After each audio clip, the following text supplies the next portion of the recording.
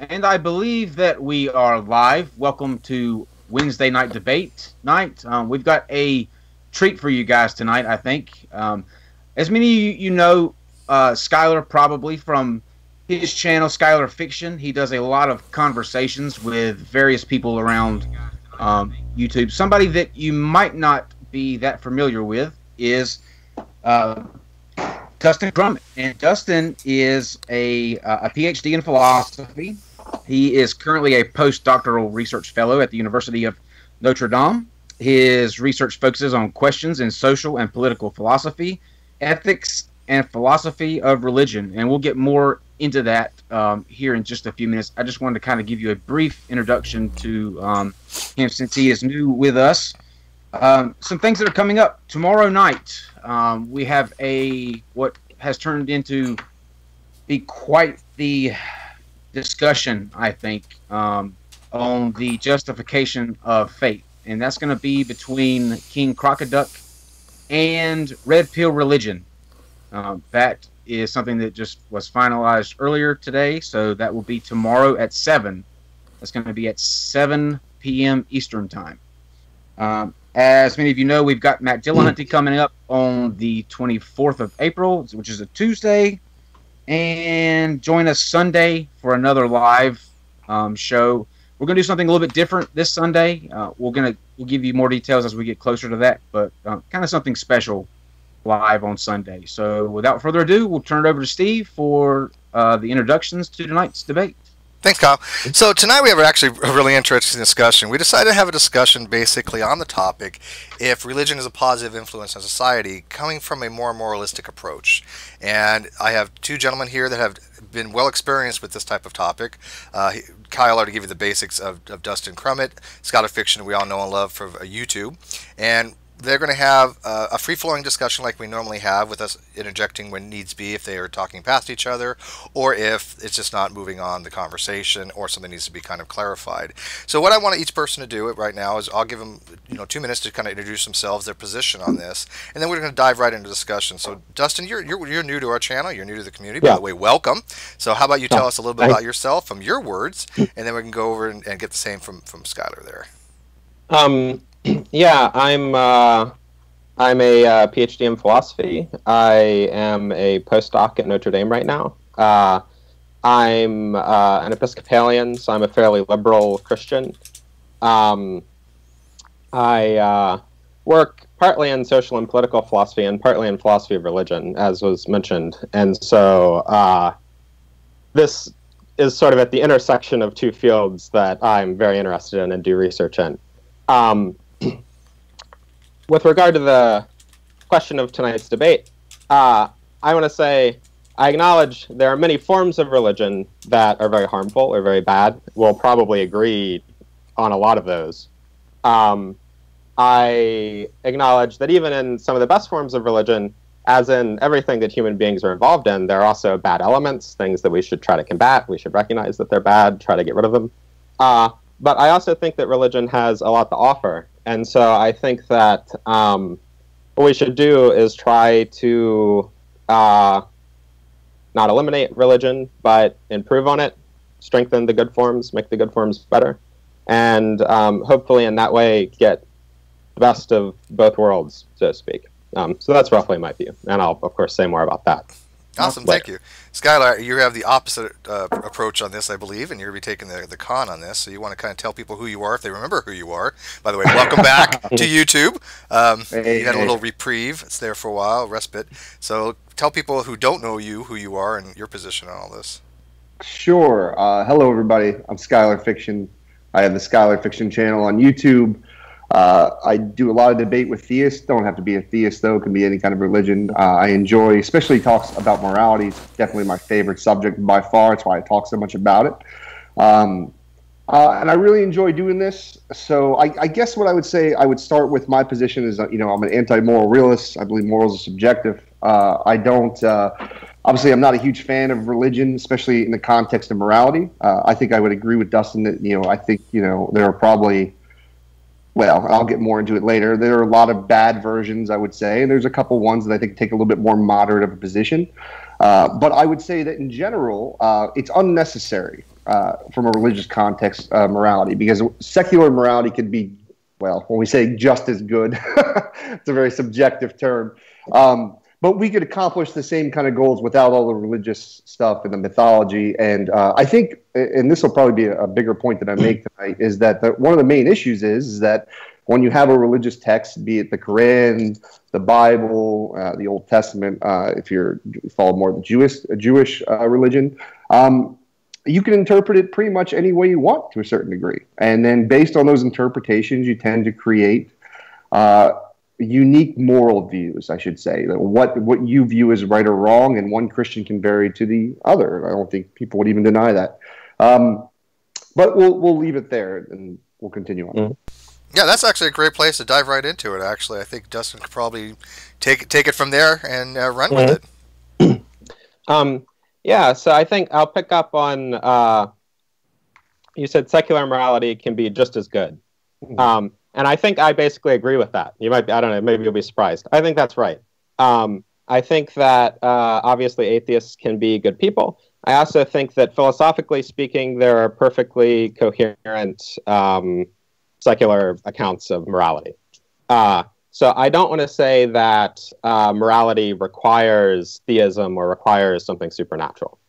Why might it nonetheless be the case that religion has certain social benefits?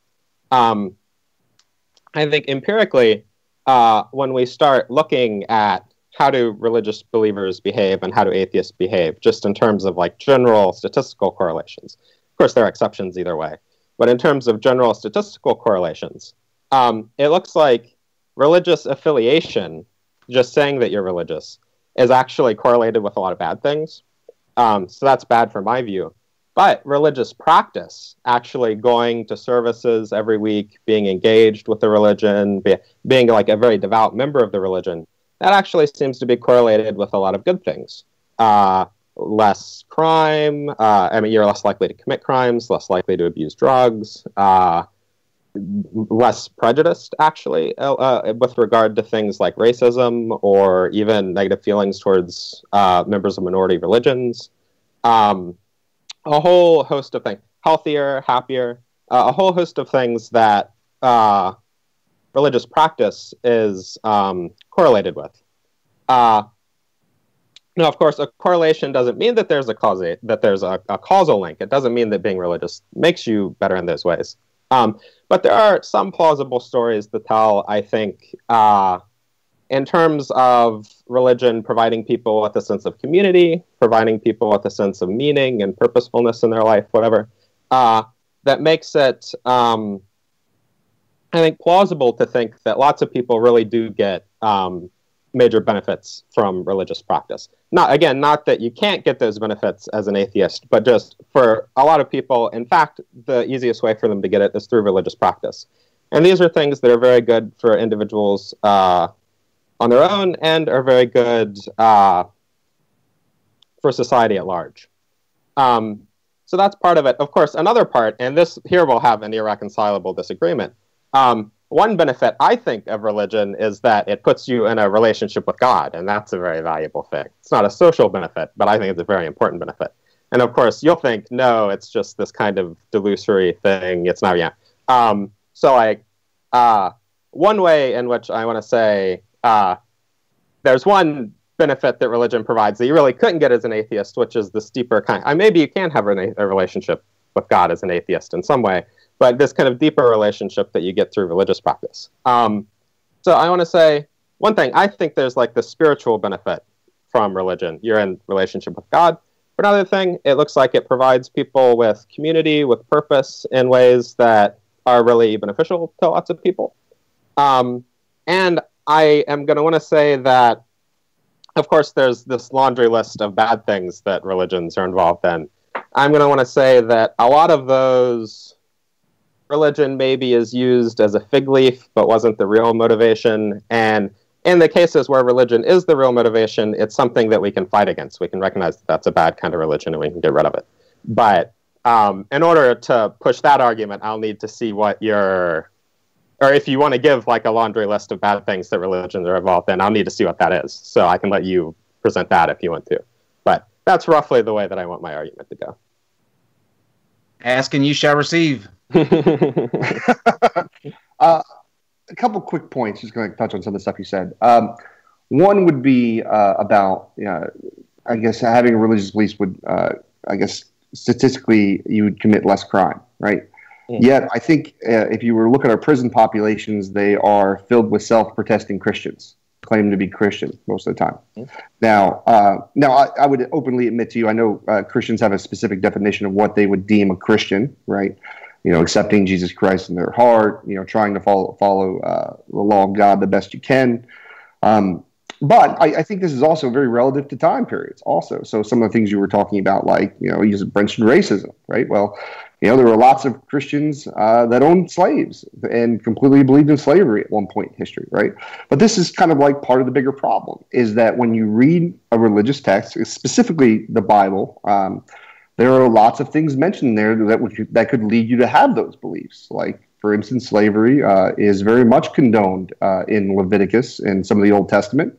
I think sometimes also in the New Testament, but more specifically in Old Testament. I don't think God ordered slavery by any means, but he did certainly say you could have it under certain circumstances. This included child slavery, traditional slavery for non-Hebrew slaves. And I think when you look at a society, especially, and I think, Dustin, you kind of already agreed, is that, like, we can reach these goals, some of these things, these benefits that religion give you. Well, you agree to this, but without the mythology, we don't need the religious aspect. We can learn and grow on our own and try to get things better. Especially when we look at, and this is a lot of the arguments I tend to make against Christian God, is that he seems, in my perception, and I think many people's perceptions, to be frank, a monster, especially in the Old Testament. And if I'm going to take my moral values from somebody who does some of the heinous and tells people to do some of the heinous things that he does in the Bible, it doesn't seem like a very good foundation.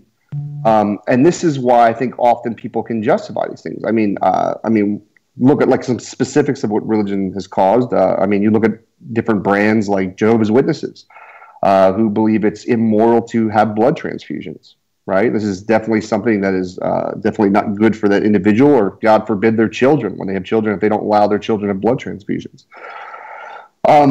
So you have all these things that I feel that just aren't necessary. We can figure this out on our own as human beings, and and by no means am I saying that secular morality is perfect, right? Like, there's tons of secular moral systems that are just completely just as bad, I would view, as some Christian moral systems. Sure. But I think I'll leave it there. That way we can Yeah. So I guess, let's see, there were a couple points there. The first was about prison populations. You're right, very religious in terms of religious affiliation.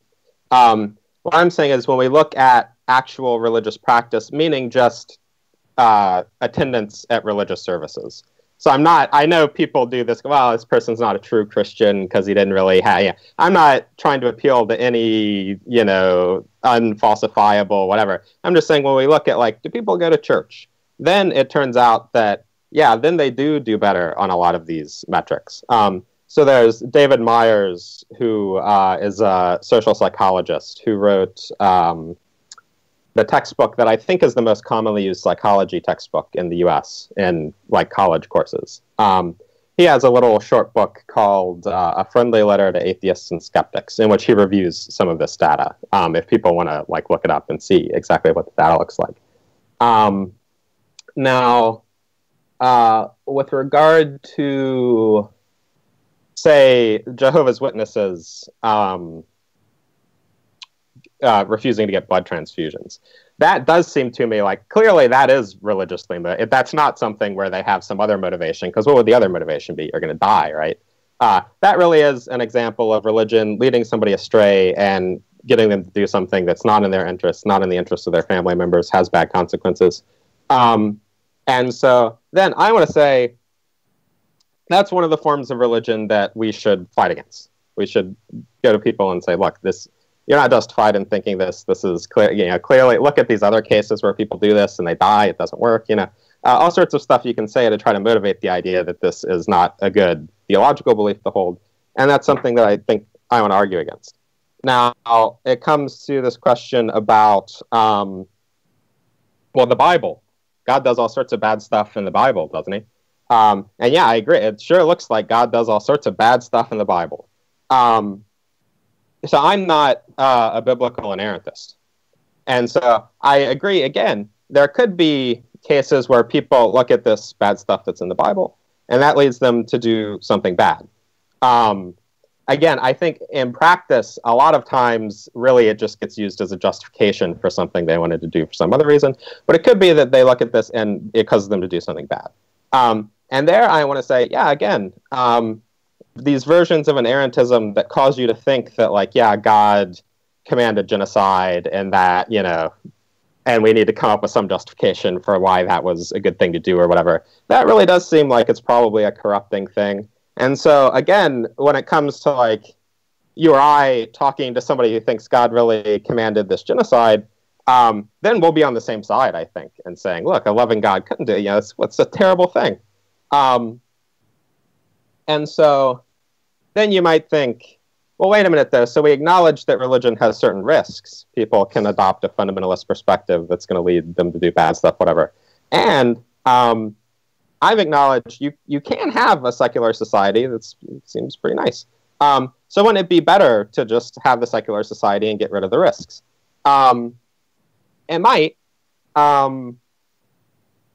want to say, look, it's possible to have a secular society without anything bad happening. I also think it's possible to have a religious society without anything bad happening. It seems to me that there are reasons to think that, at least for a lot of people, religion moves them in the good direction. Religion is what, in fact, winds up moving them in the good direction. And it moves them in the good direction in ways that they probably wouldn't have been moved if they hadn't been religious. And so, yeah, it could be that they became atheists and also got these benefits of purpose and community and so but often that doesn't actually happen. And so I think that even though, yeah, in principle, either way could work, I want to say in practice, I think that healthy forms of religion often are a good way to achieve these good benefits that both of us want. And so for that reason, when we think about in practice, how do these things work out, I want to say there are good reasons to think that even though religion has some risks, it also has some benefits that probably wouldn't actually be achieved otherwise. And so that's why I want to say that at least I think the healthy forms of religion are good on the whole for us. I guess, okay. So I think the biggest issue is that, listen, do some good things happen because of religion? Sure. All right. Mm-hmm. Do some people decide to take up a life of charity and help people and try to help their fellow man? Absolutely. Okay.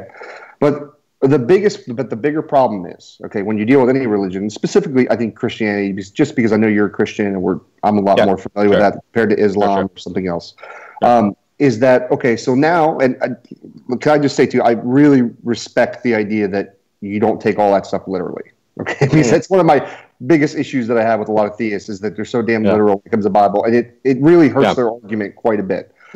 But there's a problem that arises because of that. Because now we're taking a religious text, and now we're basically having to decide what's literal, what's parable, what's allegory, okay, and things like that. And stuff that's very specific, where it says the Lord said this, or the God commanded this, right? It's you have to come to a choice on what you're going to accept in there, right?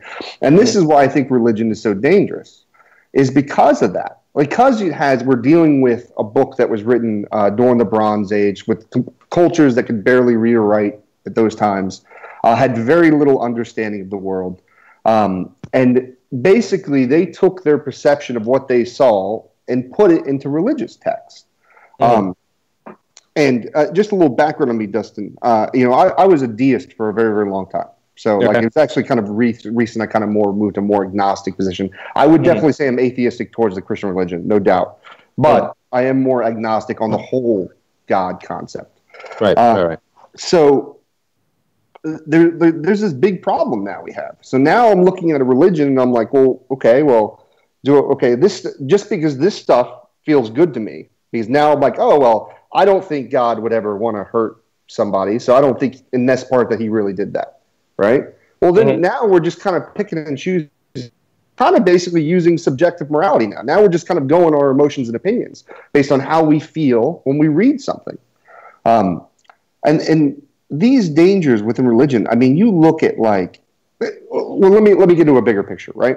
So you look at something like the basic concept of what Christianity is, which is that you are fallen from the very moment you were born. Right? You know, whether you take a literal interpretation of the creation story or some kind of parable, sin has come into the world.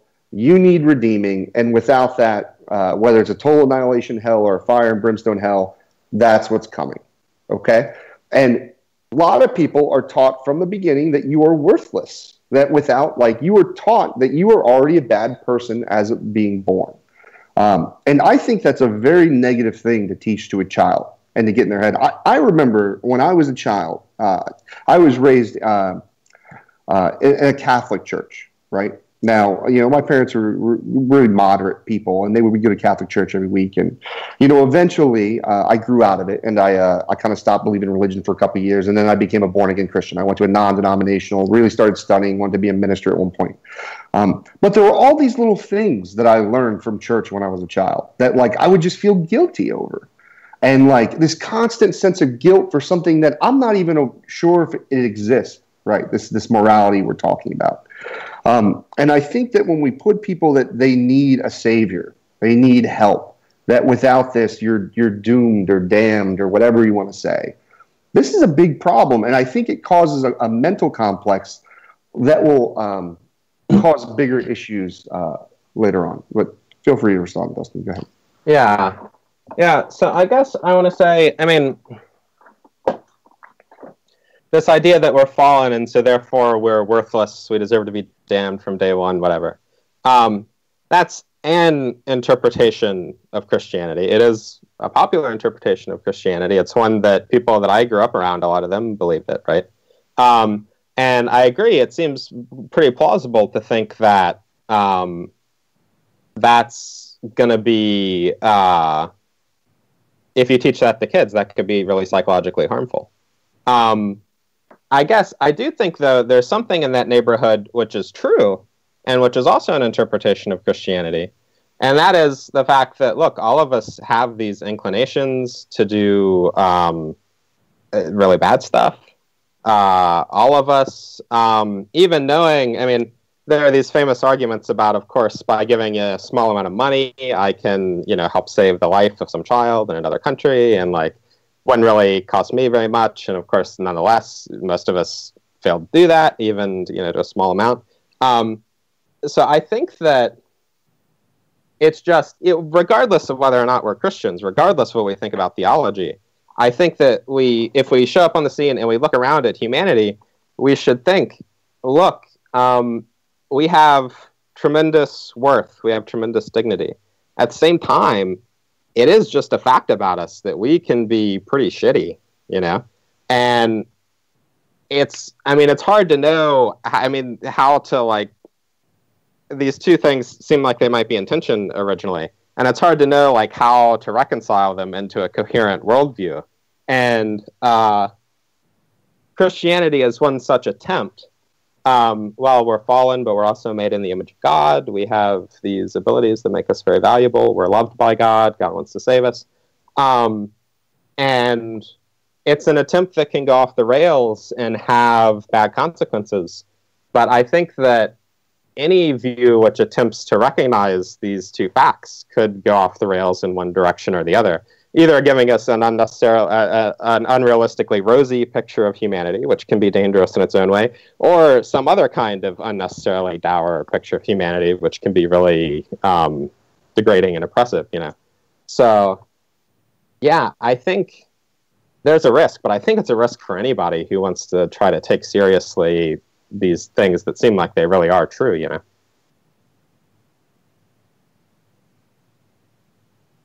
Mute. There we go. Sorry. Can I ask you, Dustin, just kind of get a better concept of your view of morality, what morality is, and things like that? I kind of watched a little bit of a debate you had with some guy. I think it was many years ago. It was on. No, YouTube, it was when I was an undergraduate. Yeah. Yeah. It was like, I think 2011 or 12 or something like that. when you, how do you define morality?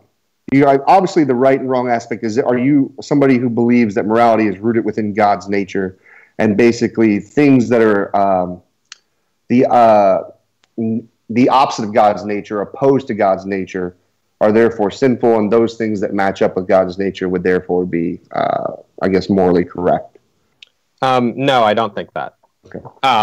Or it might be that that is like true, but it's not like explanatory. It's not because it's not in line with God's nature that the thing is wrong or something. Okay. So my view is there was a philosopher named John Rawls, a major political philosopher. He was my one dissertation advisor's dissertation advisor. And he had a student, Tim Scanlon, who wrote this book called What We Owe to Each Other. And What We Owe to Each Other is an attempt to provide like a kind of social contract theory of morality. So the thought is something like, look, we have certain reasons to want certain things, to want to avoid pain, to, to want to be respected by other people, whatever. Among these reasons that we have are reasons to want to behave in ways that are, oh, sorry, this little thing just popped up.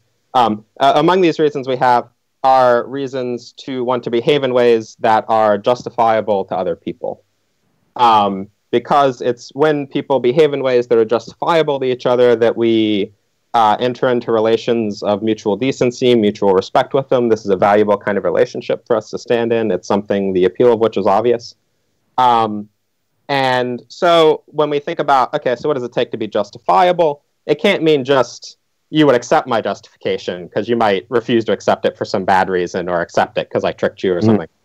So what it means is we think about, well, suppose we were all fully informed, we were all reasonable, we were trying to find principles to govern behavior that we could all agree on. And we came together to decide on like a set of moral principles that are going to regulate our behavior with each other. And the actions that are in accordance with those principles are right, and the actions that violate those principles are wrong. They're unjustifiable to other people. So that's how I think about the foundation of morality. Now, if you believe in God, you'll think that one of the agents to whom we need to justify our actions is God, and that might generate certain obligations we wouldn't otherwise have, maybe to worship God if you realize that God exists, because you have attitude stuff. But it could be that if we're just here alone, that picture can still work. We still have other people around. The other people around still have value. We still have reasons to want to enter into these relationships of mutual respect and decency with them. And there are still things that are justifiable or unjustifiable to them, just there as they are, regardless of whether or not God exists or whether God has commanded anything or anything like that. So in that sense, I hold a pretty secular, friendly, ethical theory, I think. He might be the sanest theist I have ever heard in my life. I love this guy. Can we keep him? When do we get to the arguing part? Well, here's what I'll say, right? Because there's a couple things that confuse me with what you're saying. Because, like, you basically gave a very secular version of morality.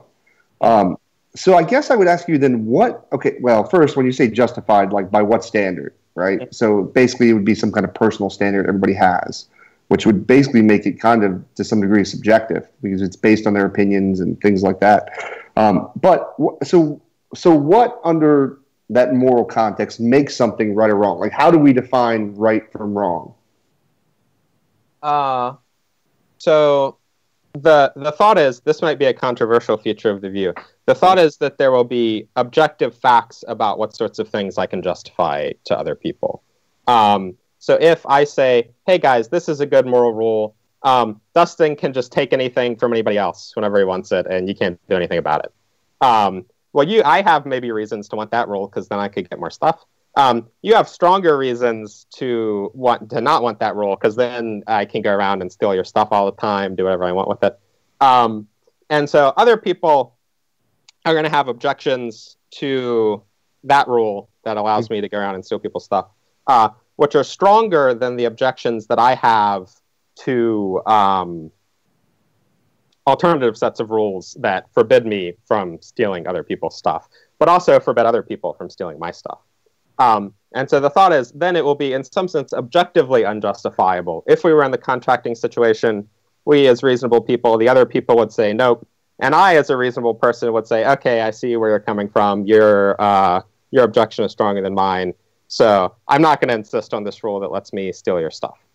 And so but now, don't you mean, just to interrupt you real quick, and I'm sorry, because I just don't want to get past this real quick. And I apologize. I'm not trying to. Sure. Yeah. But when you say it would become objective, though, but I guess you don't mean objective in the sense of mind independent at this point. Because it has to be dependent on someone's mind because we're making the judgments, basically. Yeah, so it sounds like basically you're just arguing for secular, like subjective morality. Because yes, a bunch of people could agree on something, but that wouldn't make it objective in the sense of like what I traditionally hear a theistic person argue morality in. Yeah. So it's supposed to be objective in the sense that you could be genuinely mistaken. So it could be that you're a white racist in the South, and you think that segregation is good, and you think that you have a good justification for segregation because black people don't count for as much or something. Sure. And then you would be maybe genuine in your belief, but you would be wrong. No, this policy really isn't justifiable. You're acting wrongly when you support segregation. And so wrongly by what standard? And I agree. I mean, don't get me wrong. We're arguing for segregation. I'm definitely against segregation. But what's the standard then? What are we appealing to say something's right or wrong then? So the standard is what principles we would choose in this hypothetical contracting situation. So the thought is there are objective facts about what it would be reasonable to accept or not accept when it comes to principles that we decide on. But that's completely separate from Christianity. Like that's. But aren't you arguing from a position of Christian? Well, Christian morality? We have a question. We have a question very similar to this. Maybe we usually wait till the end, but this might be a perfect time to ask this question because it's exactly what you're talking about, Dustin. So let me ask it earlier than we usually do because this is a great question from Sean Hufford in regards to exactly what you're saying. The question is, how do you objectively qualify any specific religion as good or bad? Each religion subjectively would rate itself as good religion, and all the others as less good to bad. Mm-hmm. So I think that, so two issues. One, aren't I arguing for Christian morality? I think my picture is compatible with Christianity, but it doesn't require Christianity. You could be a member of another religion and accept this picture, or you could be an atheist and accept it. So in that sense, I do think that morality is, in an important way, independent of God. But the picture is created by the person, though. So, like, it can't be compatible with Christianity because unless we're just saying that Christian morality is the same thing as humans coming together and deciding what's morally correct together. Yeah. So I think that once we put God in the picture, God might have reasons to insist on certain things, maybe that we worship God or whatever, that we express gratitude for the good things God has done. So to that extent, it might change the content of morality a little bit. And I think that I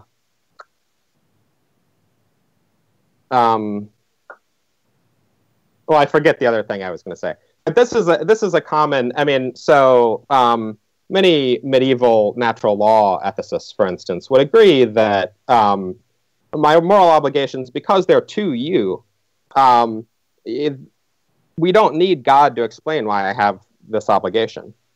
So there's a long strand of ethics within Christianity which says that you can have ethics without God, even though adding God to the picture might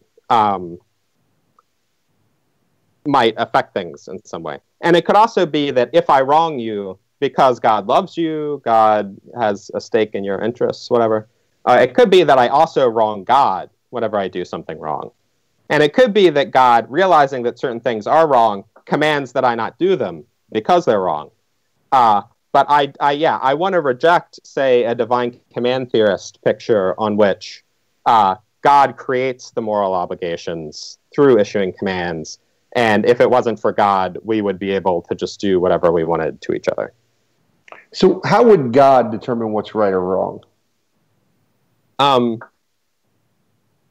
Well, so God is omniscient. Sure. This picture is one on which I think we get objective facts about which actions are right or wrong, because they're objective facts about what the people in the contracting situation could reasonably reject or couldn't reasonably reject. Objective in the sense that people could be genuinely mistaken about them. Well, and they're not just up to my arbitrary whims. There are facts about what it would be reasonable for me to reject or not, even if I would like to have some other set of principles that's more favorable to me or something. And so the idea is, from this you get moral truths, and then God knows what the moral truths are just because God knows everything.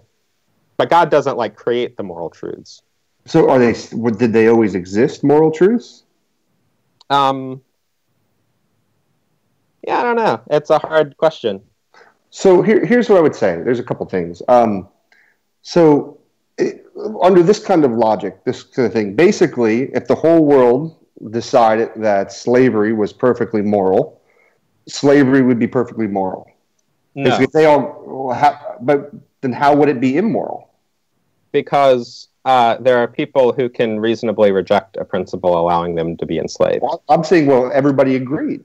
What if everybody agreed? But what I'm saying is, what matters is not, remember I said this way back, what matters is not whether you actually accept the principle. What matters is whether you could reasonably reject the principle. And so in the world where maybe we've brainwashed all of the slaves, and so they think that slavery is a good thing, and they think, bring on slavery. It's nonetheless the case that in the contracting situation, this hypothetical situation, they could reasonably reject principles allowing slavery, even though actually they accept them. And so that's why slavery would still be wrong, even though, in fact, everybody thinks that it's okay. I mean, it's a complicated, Scanlon wrote this big, thick book about it, so it's a complicated view. But I do think it gets us, it allows us to avoid the sort of relativistic, well, if everybody thought this, in fact, then it would be okay. But I think the problem, I mean, what you're arguing is basically relative morals, that people just come to decisions, they agree on things, and there's no kind of, I don't see, this isn't objective by any means. Like there's no moral truth to it in that sense. It's just, hey, most people agree with this. We're able to arguably logically argue like why this is a quotations good thing. But it doesn't really, I don't really understand what makes something right or wrong now, unless the definition it seems that you gave was just based on whether people agree or not, and whether they can make logical. It's not about whether people actually agree. Okay. It's about what people in a certain kind of idealized situation. If we were all fully informed, we all understand the reasons that we have, we understand how strong we are, we're all trying to reach agreement in a way that... What, I guess, is what it's okay. So it's the first part. So if we're all fully informed of what? How stuff works. Like just, so like just regular reality, like, gravity, things like that. Okay, so we understand how the world works. Okay, so what's the next step? We understand that. We understand, so part of the view claims that there are objective facts about what sorts of reasons we have. So I understand, say, that I have reasons to avoid pain, that I have reasons to not want other people to disrespect me, blah, blah, blah. Okay. And I understand how strong these different reasons are. Okay. And then I'm here in the hypothetical situation with other people. And we're trying to find principles that allow us to live together on good terms with each other. And of course, we have certain conflicts, right? I might want to take your stuff, and you don't want me to take your stuff. Sure. And so once we're in this situation, we need to think about principles that will allow us to adjudicate conflicts. And the claim is there will be certain sets of principles that we can all reasonably agree on in this situation, and others that we can't. Sure. And so most people agree on one thing. I get you. So most people agree on certain things, and some people don't. And so if in this situation, the white slave owner says, hey, here's a good principle. White people can enslave black people. Okay. Then the people who realize that they could get enslaved will say, wait a minute, I have really good reasons to not want to get enslaved. And they're much stronger than your reasons for wanting to enslave me. So I'm going to veto that principle. Well, here's the trick, though, to this, right? All right, what's the standard for determining these reasons are better than the others? Oh, there's no. It's just a brute fact. Just There's opinion. not some further. Fact based on. No, it's not. No, it's not opinion. It's just explanations have to stop somewhere. This is where the explanation stops. We have you said if there's a standard, there has to be a standard if you're talking about something being a fact. So, like, by what standard would I go to measure whether something is a fact or it's false? I think I just don't agree with that. Why does there have to be a standard? Well, it does. No, I don't believe there is a standard. But why would there have to be a standard for there to be a fact? Because basically, let's say you take a math test, we have laws, like we have things we apply to in mathematics, things like that. We have rules within mathematics that we've developed. And if we said that there were no, like, I can know, 4 + 1 = 5 because we know the laws of math. We know how that works, right? So I can appeal to the standard of mathematics. Now, when you say something's more reasonable, whatever, slavery, some other moral, like, there's no standard to go to. Now, this is usually where the Christian, that's why they argue the standard is God, because it's an easier argument for them. But I don't like that move. No, and I appreciate it. But what you're arguing is certainly, it's basically just subjective. It comes down to the individual. I don't think, look, if you always have to have a standard for there to be a fact, then, so you say, so the laws of mathematics are a standard. Well, by what standard are the laws of mathematics a standard? Well, there's no deeper standard. It's just a fact that they're the standard, right? So, like, it can't be that every true thing has to be explained by some other standard. Well, we have measurements and things like that to come to a conclusion. I mean, we can use measurements and things like that. Like, we can actually weigh those out. We can't weigh out opinions. It'd be like arguing over what your favorite movie is, and me saying the best movie of all time is American Beauty. Yeah. And then someone be like, no, I have justifiable reasons to say that Magnolia is the best movie of all time. Okay. Yeah, we can lay out all of our justifiable reasons why, from my perception, this is the best movie, and from that person's perception, this is the best movie. But there's no standard. There's no ultimate standard to guide that by. I think what you're trying to say, and correct me if I'm wrong, but your point is that that standard is sought when the effect on an individual or a certain person outweighs the benefit for the other person. For example, the slavery. The effect on the people who are being enslaved is a lot greater than the benefit that the slave owners would have. So by default, that is a bad thing. So I want to say that. I want to say that gives them a reason to reject the principle. And I say the explanation doesn't need to go any deeper than that. That's just where it stops. Well, for clarification, when you're talking about facts, just for the clarification for the audience, what do you describe to be a fact? Something that comports with reality? Do you have a specific theory of truth that you use to determine what you value to be the truth as far as correspondence, deflationary, anything of those nature? Yeah. So I want to be a correspondence theorist. There is then this question about, so what in reality are these things corresponding to? And you might need to say something weird about that. You have to get into some metaphysics to explain that, maybe.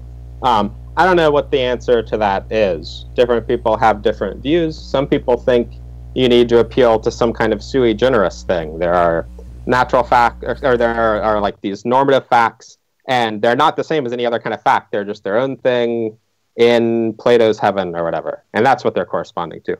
Other people think that reasons are like natural facts. They're like physical things. Some physical things also have another property, being a reason. Oh, that's kind of weird. You could have a view on which it's something to do with God, and that's what it's corresponding to. I don't know. I think metaethics is very hard, and I try to avoid doing it when I can. So I don't know which of those views is right. I do want to be a realist. I want to say that, the facts are like real facts in the correspondence sense. These moral statements are true. That means that they correspond to something. Exactly what they correspond to, there are a lot of different proposals, and I don't know what the right answer is. It would seem like that this whole argument breaks down to basically what a human being can reason is most valued to them, basically. So basically, you have two people. Let's use something from the Bible, right? Let's use homosexuality. I think it's very clear in the Bible, unless you don't. This isn't something you particularly hold to, but it does clearly say that homosexual is abomination. So it's a sin. I mean, at one point they were put to death, but if we'll take that, right, in a moral situation. It doesn't fall in line with what you're saying now, because there's no reason why homosexuality, being attracted to the same sex, necessarily has a negative effect, right? I agree. I don't think homosexuality is wrong. No, but this is here. But I mean, it seems like you're really kind of picking and choosing from the Bible, like what your moral system is based on. Well, you don't. Well, it doesn't even sound like your moral system is based on the Bible at all. I think more of them should do this, actually. No, and please don't take it as I'm knocking you. I don't want you to understand that. I appreciate it. Don't get me wrong. But I think you have to point it out. I think there's an epistemic sense in which it's based on it, and this is the epistemic sense. When I was in high school, I went to a Mennonite high school. I was around these nice Mennonites.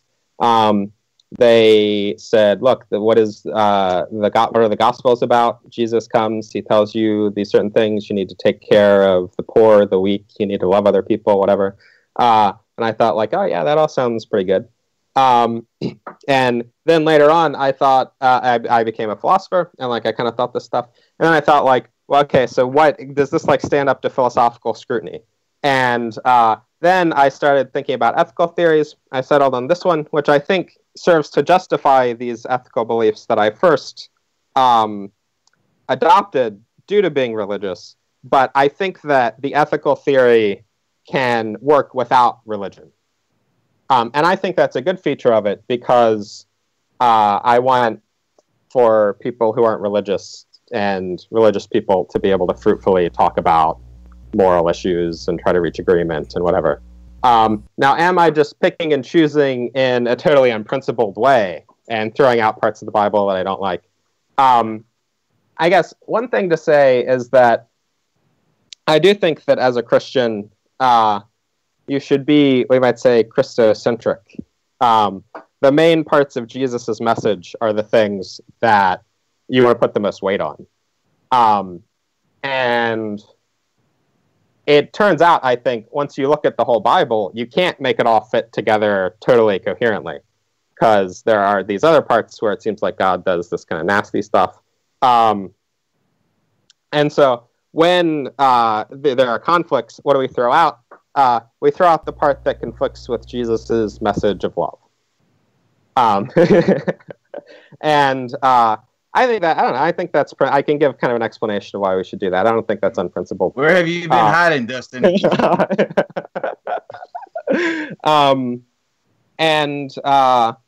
Yeah, with regard to the other part, I mean, so I think the Bible is a fallible source. Does that mean that I am cherry picking in a bad way? Well, I rely on fallible sources all the time, right? I rely on Wikipedia, I rely on my mom, I rely on scientists. They make mistakes. And how do I determine when I'm dealing with a fallible source? I want to give it prima facie. I want to think, probably it's right. But there are also times when I have evidence and think, oh no, this is wrong. I know that Wikipedia has told me something wrong there, whatever. I know that my mom said something false there. And so I think at base, what I'm doing with regard to the Bible is the same thing that all of us do with regard to everything. I think that it's, for the most part, a reliable source. I think that it contains either mistakes or things that, if they're true, they have to be interpreted in some really weird way that, and how do I determine whether to accept something? I give it some evidential weight, but there might be other reasons to reject it. Either reasons from other things in the Bible that conflicts with Jesus' message of love, or other, this requires that something that we Noah's flood, say, we know from science didn't literally happen, so that can't be a literally true story. And at the end, you get a view that is based on what, this process of trying to weigh the different pieces of evidence that you have against each other. One thing, you are not Baptist. I very intentionally not Baptist, yes. Yeah. Skylar? Yeah, I guess it's a little tricky then, because then I'm hesitant because I almost don't. It's definitely certainly not modern Christianity by any means. I guess I would ask you, because I'm just more interested, I guess, more than anything else. Um, do you believe that human beings have a sinful nature? I think there are different things that could mean, but I think there's some sense in which that's true, yeah. We have kind of a natural inclination to do some bad stuff. I see. This is where I'm always like, what do you mean by bad stuff? So let's say, you're naturally born to want to do bad stuff. Like, how would we determine if something's bad? Like, how would I look at it? Obviously, I mean, people always use the example of a child stealing or something like that, right? But how would we determine whether something's bad under this kind of moral system? Yeah. I mean, so I think that one source of evidence that we have is the Bible. And so if the Bible says that something is wrong, I want to put some evidential weight on that. I think another source of evidence that we have is our consciences, our moral sensibilities. Now, you might think, well, that's just emotions, whatever. I think that our consciences correspond to an objective moral reality. Of course, you won't agree with that, but that's what I think. What do you mean by that, objective moral reality? What does that mean? I mean, the whole thing I said before. There are moral facts that we can be right or wrong about. And based on agreement between human beings. Yeah, based on what reasonable people could agree to in a certain idealized condition, yeah. But that isn't mind. We got to be clear. That isn't mind independent by any means. That is real quickly. Can you guys both go over what you mean by objective? Because we've had this issue before where people use the term objective completely different from the other person. We all know it's polysemous. It has many different meanings to different people. Generally, we use it as mind independent. However, there are other ways to use it. So can you guys both take a second and actually kind of clarify what you mean when you say objective in the form of objective morality? Yeah. So I mean something like, it's true regardless of what anybody actually says, regardless of what anybody actually thinks. You could be sincerely mistaken about it. It could be true even if you don't want it to be true, blah, blah, blah. That's what I mean. But what I do, that's just, I agree with that term, that definition of objective, mind independent regard. But what you're describing isn't that. Like, it's based on what these people perceive to be justified. So, like, whatever the issue is, like whether somebody feels that this is a morally justified action or a non-morally justified action, whether it benefits them or doesn't benefit them more than the other person, like, this is all based on their thoughts and opinions. Yeah. So let's distinguish between us here, you and me, in the real world, trying to make moral decisions, and our counterparts in the hypothetical contracting situation. I want to say there are objective facts about what things, objective in the sense that there are right and wrong answers regardless of what I actually think, whatever. There are facts about what they could and couldn't reasonably object to when they get there to make rules. And that provides, that means that they settle on principles which are true. They're like the right moral principles, the principles that can be justified to other people in this sense, regardless of what anybody actually thinks or wants or blah, blah, blah. Now, you and I, when we're making moral decisions, now what we're trying to do, I guess, is model, we want to figure out what the principles that meet those conditions are, right? And of course, that does have a subjective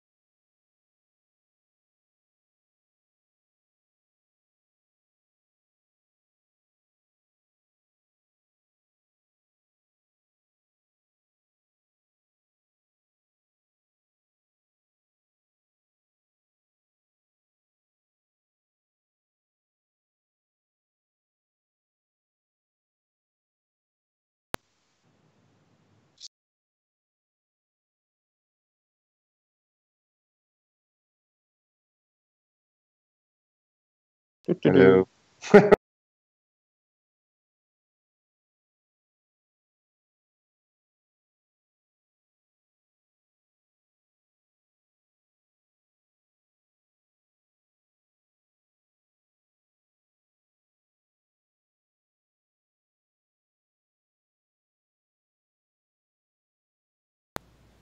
Okay. Are we good? Audio fine here. Good. All right. Beautiful. Sorry about that. Technical issues. Oh, yeah. No problem.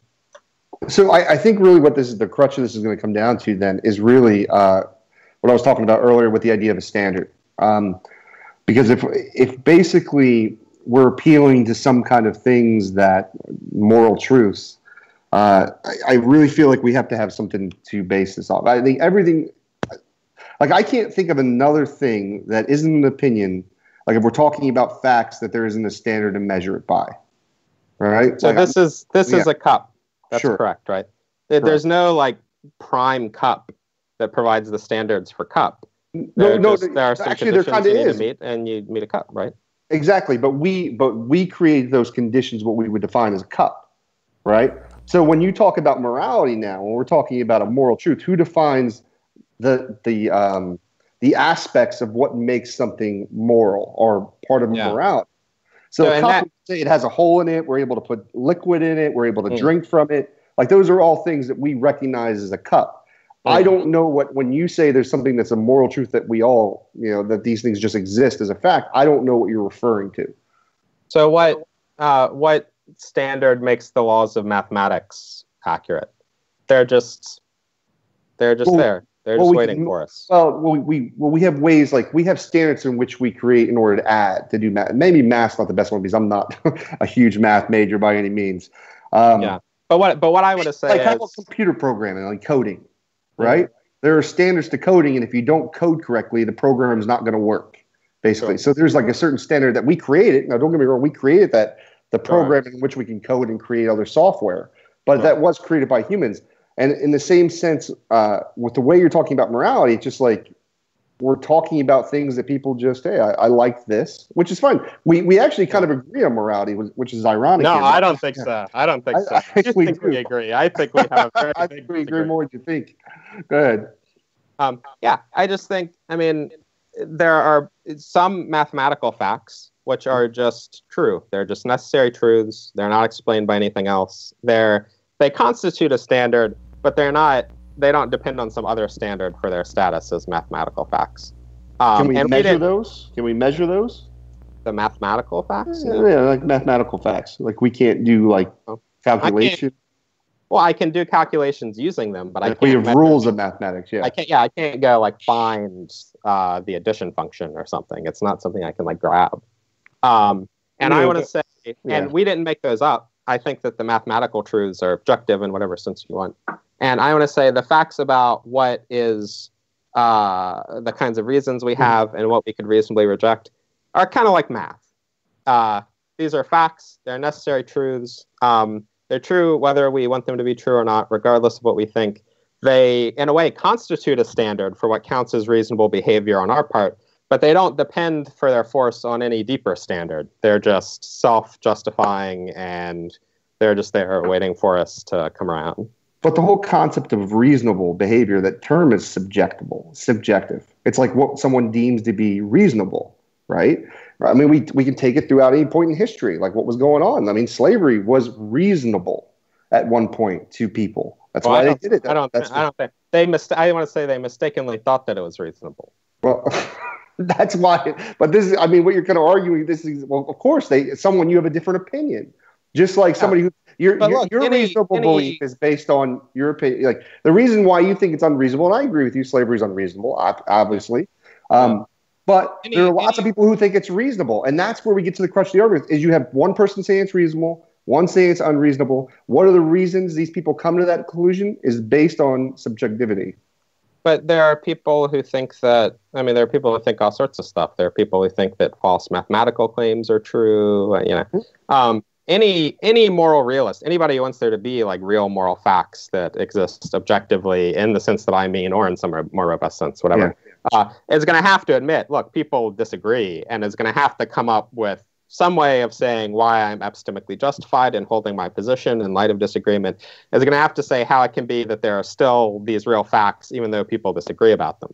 Well, I mean, I'm not a moral realist. I know you're not. I'm saying I don't think this is some special problem for my view. It is an interesting question how this can be done. I think it can be done, but I don't think this is like an artifact in my view. It's just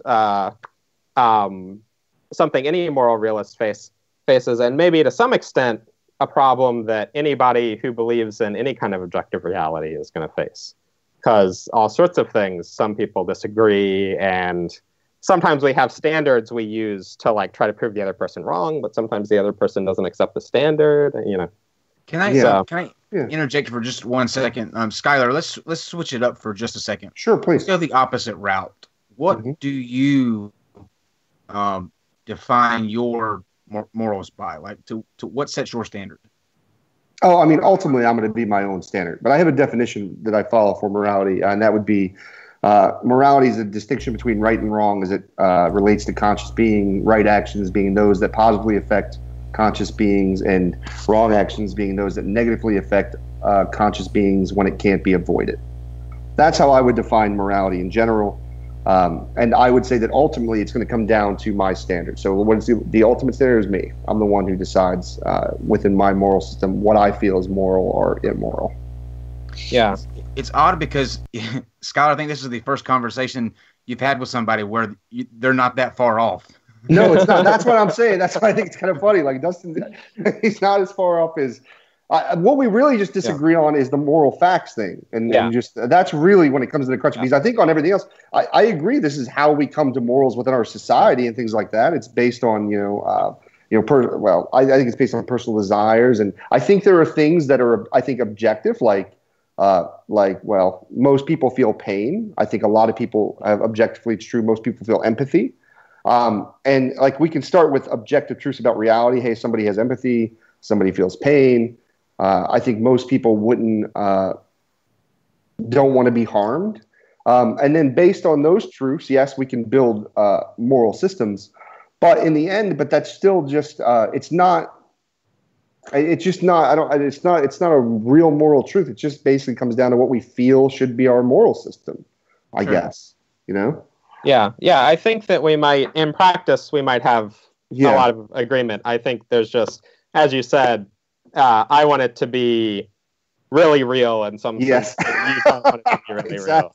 The next topic will be, for you guys, pineapple on pizza or not. I think that would get a bigger. So let me go. Objectively wrong. Yeah, I'll agree with him on that, guy. So since we're getting to where we're kind of agreeing a little bit here, let's go somewhere where I think we won't agree. Dustin, what are your views on hell and the reasons that people would get sent there? Because by the Bible's standard, it's a real place. Do you follow that, or are you going to totally blow my mind and say that is not a place that exists?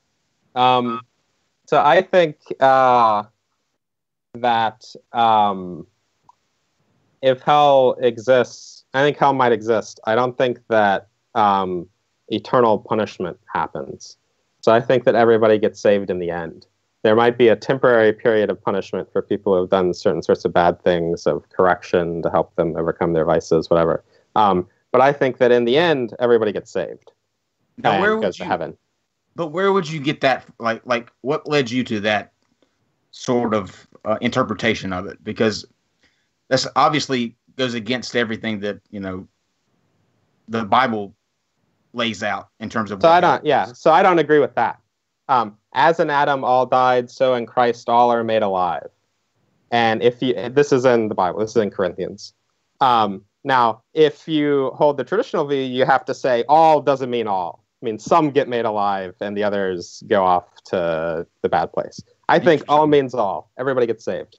So Keith DeRose, who's a philosopher at Yale, has a really good piece called Universalism, the Bible, which is available online if people Google it. So he wants to argue that I think that the biblical evidence is mixed. There are some passages that fit more neatly with the eternal punishment view, some that fit more neatly with my view. But I don't think it's at all clear that the eternal punishment view is like obviously the biblical position. I have to say things like when Jesus talks about eternal punishment, he uses I forget the word, but it's a word that means something like epochal. It means like of an age. There's an age of punishment. And that can mean eternal It can mean like it's endless, it's ages and ages of punishment. Or it can mean for a period. It can just literally mean an age. And so I want to interpret it as he talks about punishment. Some people did bad things and they're going to get punished. But it's not going to go on forever. Gosh, that would be gratuitous. And so I think that everybody is going to get saved in the end. And I think that's actually compatible with the reading of the Bible, as well as I'm sure you both would agree, compatible with kind of a more humane picture of you need to start a church, I think. There is one. I mean, you would be a universalist then? Yeah. Okay. Yeah. So I wouldn't be.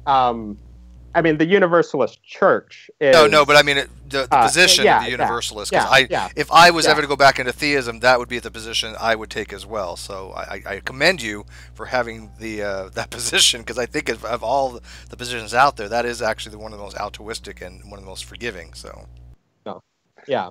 I got a good question now about morals. Been thinking, so like I think if I were just to go ahead and agree with your terms, right, like how we define morality, I think it would be fair to say that it would be immoral if someone who has intelligence, is a conscious being, has the ability, let's say they saw, I don't know, say they saw a starving child right next to them or right outside of their home, right?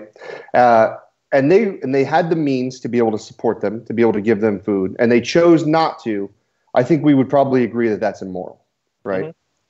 So by that standard of morality, God would have to be immoral, because God would basically commit that same action. He's a conscious, intelligent being who has the means to be able to feed a starving child, but would choose ultimately not to for whatever justification that he may have.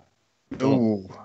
So it seems like we're going to have like some kind of moral quorum here, because either God's not following a moral system that we're following, or he's above it for some reason. Yeah.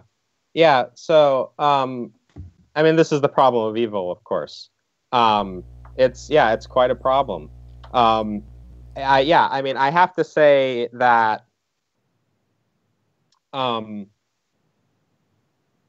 I'm committed in virtue of being a theist to saying God has some good reason for behaving this way. There's something that gets God in the clear. It's an uncomfortable thing to say. Right. Now, what could that reason be? I don't know. If the worry is something like, is this going to like infect our morality? Because if God has a good reason, then like, well, wouldn't I have a good reason too? That's also a big worry, and that's something that I've dealt with somewhat in my published work. I mean, this is one of the issues that I'm concerned about, is whether this could infect our morality and have bad consequences. I'm committed to saying, no, it won't. There's some solution to this problem. I've tried grappling with it a little bit. I don't know what the right solution is in all its details. So I mean, that's the place to push, right? Well, at least you're honest about it. I mean, that's fine. Refreshing. Yeah, absolutely. Yeah, and I mean, it's an honest answer. But doesn't it bring into question other things now, right? Because now, like when we look at maybe the stuff that I think you'd probably agree with in the Bible, where we believe that God cares for us as human beings and loves us and wants a relationship with us, but yet in action seems to do the opposite often, right? And that's if I leave out the stuff which I know you don't believe in in the Old Testament, which you've made it much more difficult for me tonight. Thank you. By any means. But like it has to really bring some questions to bear. Like what is this dude doing? Like what is his purpose for us then at that end, right? And I know a lot of times people will say free will is a kind of like, I don't really think free will comes into it. I think you could still have free will, and God could also still support people who need it. But I do think it raises some bigger questions. It certainly raises lots of questions. So there are these people, skeptical theists, and skeptical theists in response to the problem of evil say, look, God's ways are not our ways. You can't make any predictions about how God will behave, and so this doesn't provide evidence against theism because you don't have any idea what God would do. And I want to resist that, partly for maybe reasons that you're thinking about. Well, it looks like I think that sometimes I can make judgments about what God could do. And it would be unprincipled to say, sometimes I think I can make judgments about what God can do. But then when the atheist gives me this argument, oh, wait, no, let's be humble, whatever. So, yeah, I have to say that we have reasonable, we have evidence that God would act a certain way, and then God doesn't act that way. And so I think that the problem of evil is evidence against theism. Then there's the question of whether it's decisive evidence against theism. Well, of course, I'm a theist. I don't think that it's decisive evidence against theism, but I think it's a strike. It's a strike in your favor. And I've written a paper trying to develop a version of the problem of evil, actually, trying to make it stronger. So it's something that I worry about a lot. When you say the problem of evil, do you mean any type of evil, natural evil, or like gratuitous evil, or do you mean like the evil inherent in mankind? Yeah, I think any of them. Of course, some of them maybe are harder than others. So, for instance, I worry about animal suffering a lot because, here are these creatures. Clearly, they have some value. My cats have some value. They're these little cute guys. And they clearly feel pain. They suffer really bad stuff. It can't be because of anything they did. Doesn't seem like it could be because of anything we did, because they were around a long time before we were on the scene. I have to turn every Sarah McLachlan commercial that comes on. Yeah, right. God. Yeah. So this is a very hard problem. And I can say, sometimes I think I can make guesses about why God might allow something bad to happen. Other times I can't. And therefore, it's evidence against theism. So what would be what is the purpose of Jesus dying on the cross then? In light of my views about hell? Yeah, and all your other views. You are a little bit more liberal Christian, but I'm just trying to, what's the purpose then? Obviously if it's not maybe it is to forgive sin, but let me just let you answer. Go ahead. Yeah, we almost forgot about Jesus there. Yeah. So this is also a good question. Because, of course, one traditional view, now this is not the only traditional view, but it's one that's popular among a lot of American Protestants, is this view on which, I am in debt because I did bad stuff, and Jesus is going to, take my licks for me. He's going to get the punishment for me, and that gets me off the hook.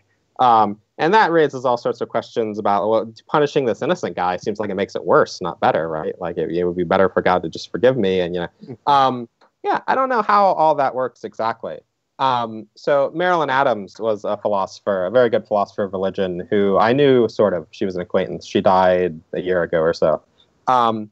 She wrote a book called Christ and Horrors, which is about what Jesus's mission is supposed to accomplish. She views it as almost like an expression of solidarity, primarily. So there are all these people who have had their lives ruined by having what she calls horrors, these terrible things happen to them that prima facie seem to rob their lives of meaning. There are other people who are complicit in these horrors and therefore have their lives robbed of meaning. And all of us fall into at least one of these camps. Sad fact about the human condition. And there's this question about how can things ever be okay again? And she thinks part of the answer is God comes down, and God, by allowing himself to be subjected to horrors, identifies with the people who have suffered. And then looking back at the horrors in my own life, I can see that not just as this totally pointless thing, but at this moment where I could experience a kind of solidarity with God in this act of supreme love. And that is how God makes good on this terrible stuff that God has allowed to happen to us. Now, is that wholly satisfactory? Maybe not. But that's an interesting answer. I think it's a unique answer, and I think it's the best one that I know of. I can appreciate it. It's not something where it doesn't seem so logically incoherent. But yeah. I feel like you raise eyebrows from atheists and atheists. I do. My views are odd. But I gotta say, I don't agree with the theist end. But if you have to have one, then I think that yours is the way to go, hands down. I'm glad. Skylar, was there anything else that you wanted to add before we open it up for questions from the live chat? No, this has just been very refreshing of a conversation so far, and it's nice because I had figured from listening kind of your debate, and I knew you were a little bit more progressive as a Christian and stuff like that. It's just been nice. It's been a good conversation. So no, I'm excited to hear questions from the audience. So yeah, I've enjoyed it. Yeah, this was very productive. Well, This was actually interesting. I was actually surprised you guys have more in common than you disagree with on certain things, especially when the topic is something along the lines of morality. I did ask the live chat to give us some questions via either Twitter or G+, or even in the live chat itself. However, I haven't really received any yet, so I think they might all be in agreement, and I don't think they really have much to ask you right now. So we'll see. So here's what we'll do. Kind of wrap up, I guess, 2 or 3 minutes, your position. It's just kind of procedural, I guess, because I think we're all ending on the same, surprisingly, page. But this will give everybody time to kind of think of if they have any questions. And but yeah, great discussion, guys. I think that it wasn't really a discussion. It was more like a a get along. Yeah. But Skylar, we'll let you kind of wrap up your thoughts, and then we'll go to Dustin. Sure. So yeah, I mean, just to kind of reiterate, I think overall, the topic of the debate, I guess, is I don't think in general religion, but Christianity specifically is good for our society. I think that you can take aspects of it, of course, and people like Dustin seem like a really good guy, and I'm sure he's fine for society, right? My concern is more with the whole idea that, like, especially when we have religious texts, right? And when the majority of Christians believe this is the Word of God, and it's inerrant. I would imagine the majority. I don't have numbers in front of me. And when you have any kind of religious text, especially written generations ago, from the Bronze Age, very different culture, very different history, like, you have the potential for problems. And I think it's an extra problem that we don't need when we have enough problems as it is within our society without religion necessarily. Mm. So I think that in general, my views, morals, come from us as human beings. They are subjective. They are based on emotions, opinions, experience, and then sometimes just what people are taught. Okay, we can look at our world around us. We can see that morals vary from country to country. I mean, look at a place like Saudi Arabia, where women have to be completely covered, and they couldn't even drive cars for the longest time. Or there's more subtle things, like certain Seventh-day Adventists within the Christian religion believe church is on Saturdays, and that's the moral day that you should go to church. So I think that, yes, can spirituality do some good things? Sure.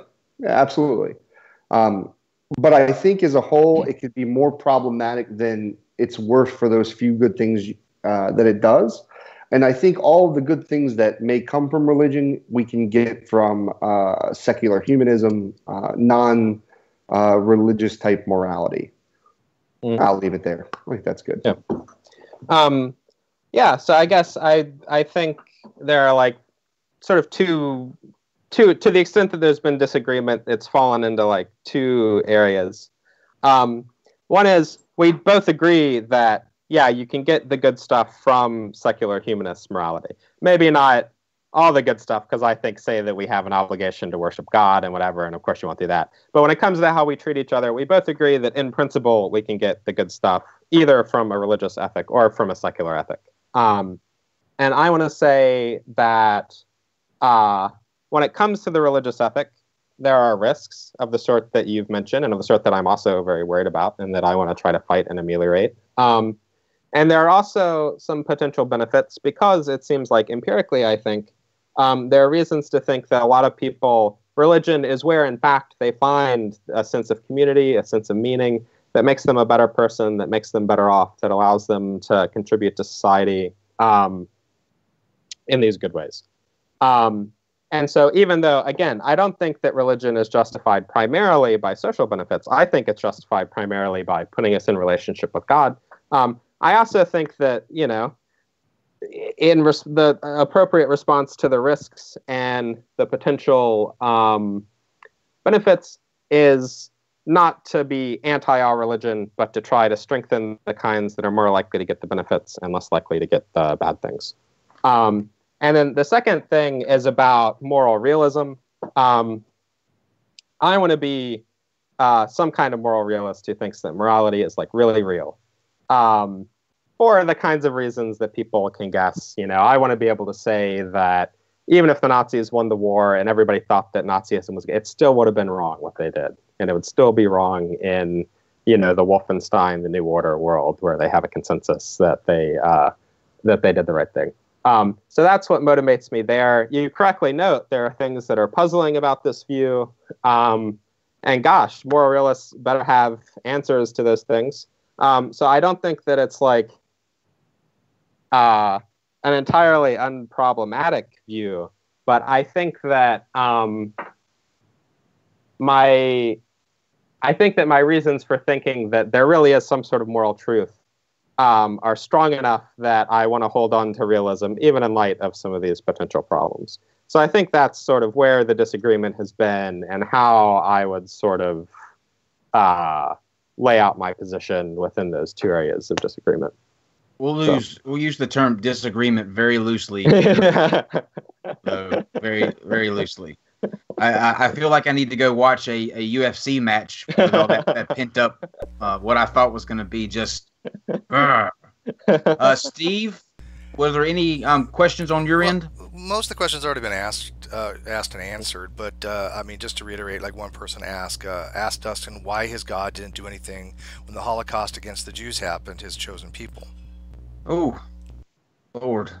Yeah, no, I don't know.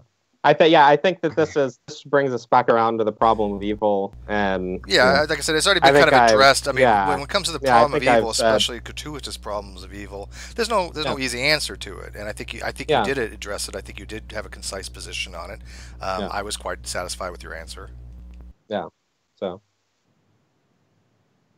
Dustin, would you agree that it's logically possible that God could create a world where these necessities, evils that happen don't exist, but human beings still could have free choice and be able to choose to have a relationship with God if they chose not to? Besides, I guess, the evil of not being in a relationship with Him.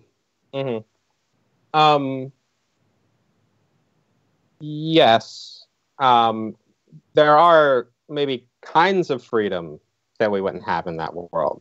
Sure. We wouldn't have. There's a certain kind of responsibility that we have in this world where really bad stuff can happen.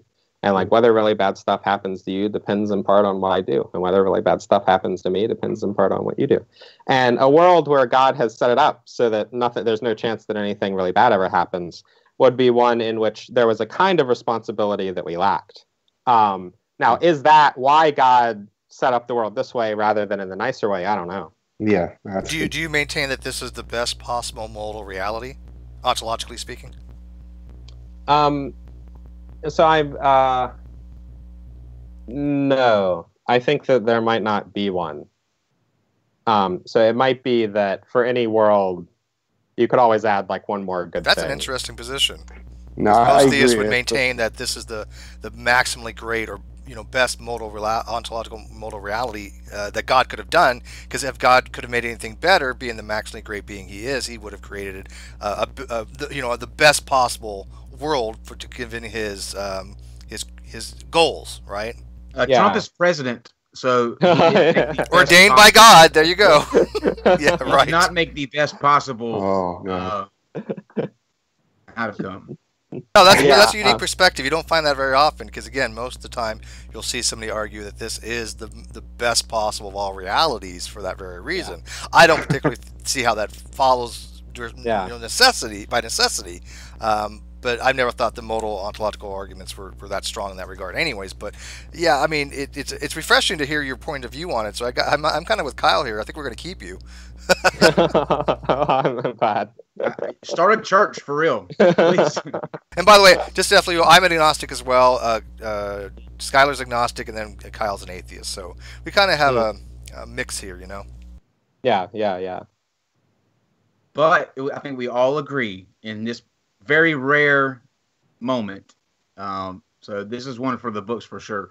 Well, this was fantastic. Like I said, I don't know to what. I guess we're gonna have to start putting you against. How do you do with flat Earth? It seems wrong, but I haven't investigated it very much. Okay, well, it's possible that I would lose a debate with the flat earther just because they care so much more about it than I do. You know, they've thought about it a lot more. Don't look into the abyss. Don't do it. I think if you put Dustin against somebody who was a very Bible inerrantist or a young Earth creationist, I think that would be a good conversation because I think he would be able to kind of deal with some of the philosophical issues. I agree. Yeah, he reminds me more of Dr. Kenny Rhodes. He has more of the Kenny type positions and that kind of approach to things, which is again clearly refreshing. He was cool too. But yeah, guys, thank you so much for coming on and having this discussion. I think it was very important and informative, and I'm walking away with a totally different outcome than I thought coming in. Happily so, actually. Happily so. Yeah. But guys, that's going to be it for this stream. We're going to open a new stream and introduce the Godless Iowan. He's going to come on to. We're going to do some shooting the shit a little bit with the Godless Iowan. Remember that tomorrow at 7 p.m. we have King Crocoduck and Red Pill Religion, and they will be talking about the justifications for faith and the justifications for atheism. What could go wrong there? Could go wrong. So yeah, we'll see you back here in 10 minutes for the Godless Iowan. Thank you for joining us tonight. We'll see you in just a second. Good night, and see you in about 10 minutes. Thanks, guys. You did great. This was awesome. Thank you. Yeah.